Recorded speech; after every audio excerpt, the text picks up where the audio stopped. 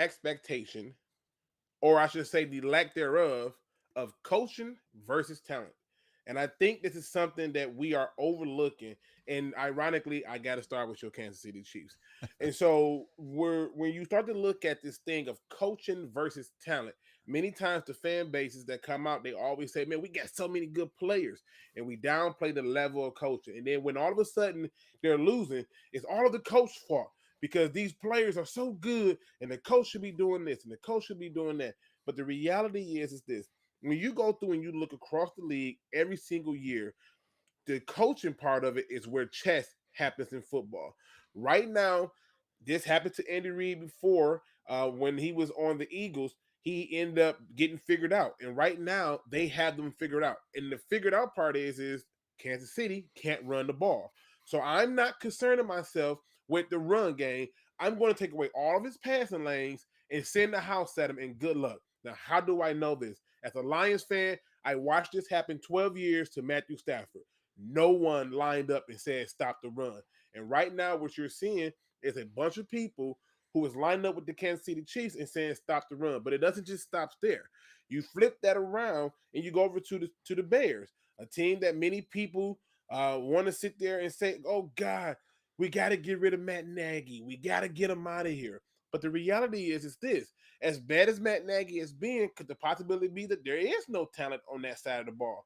Maybe that the quarterback is too young to do anything of a difference. Or could it be that the quarterback can only be as good as the people you put in front of him to block?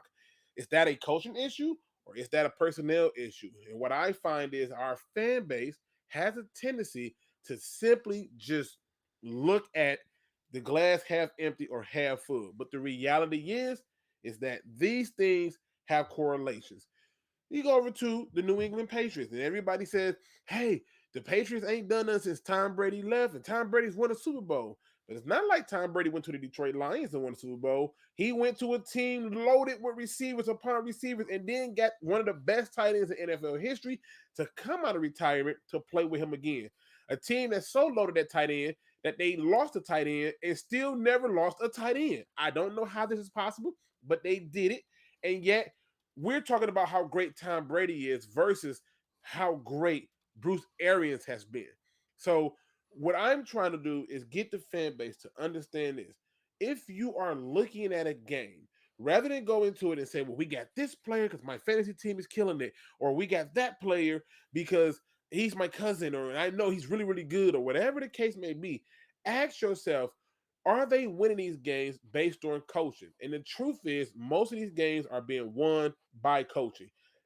Perfect example, Mike Vrabel. Nobody's over here singing the praise of saying that Ryan Tannehill's a top 10 quarterback. No.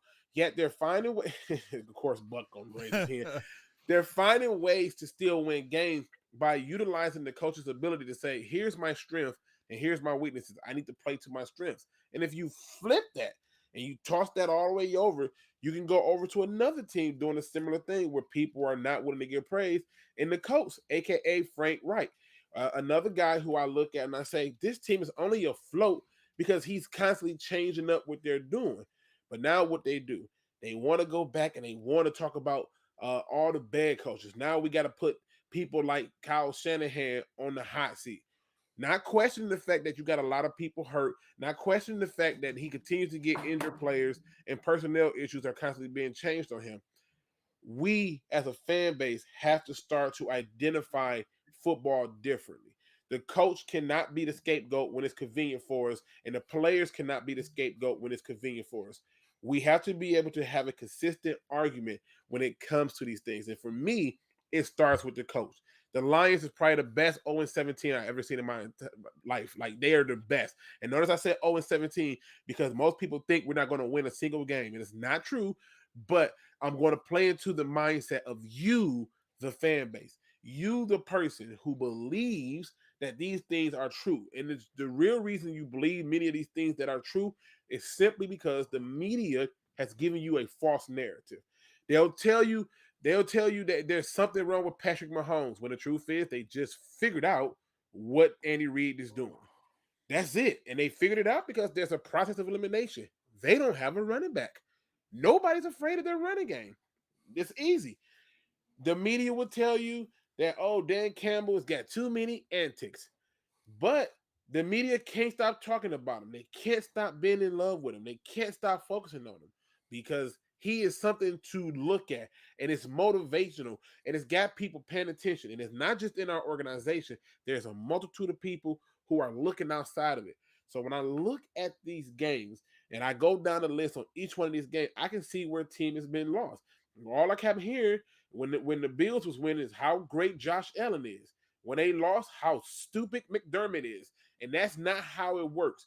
We have to be able to take that same scale and be fair in our assessment between talent versus coaching. So I'm asking you, the fan base, to do your research. I'm asking you to simply ask yourself one question. One question.